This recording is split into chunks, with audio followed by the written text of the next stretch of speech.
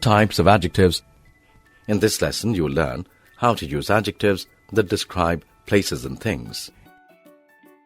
Adjectives are words that are used to describe nouns or pronouns. Look at the following sentence. All of us want to have clean air to breathe, safe water to drink, and a good environment to live in. In this sentence, the words clean and safe describe the quality of air and water respectively, which are both things, while good describes the quality of the environment, which is a place. We must use the correct adjectives to describe things and places.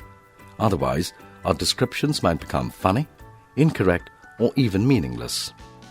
The words clean and safe can also be used to describe places, while the word good can be used to describe things as well as places. Thus, some adjectives may be used for describing both things and places. For example, the sentence, all of us want to have clean air to breathe, safe water to drink, and a good environment to live in, can also be written as, all of us want to have clean air to breathe, good water to drink, and a safe environment to live in. However, not all adjectives may be suitable to describe both things and places. Here are some adjectives which can only describe either a thing or a place.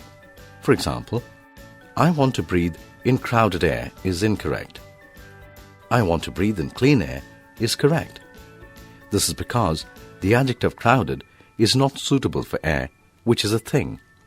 On the other hand, it is correct to say he lives in a crowded city, as the adjective crowded is suitable to describe city, which is a place. Let's recall what we have learned. We must use correct adjectives to describe things and places. Some adjectives may be used to describe both things and places. Some adjectives can only describe a place and not a thing, while some adjectives might be suitable to describe only a thing and not a place.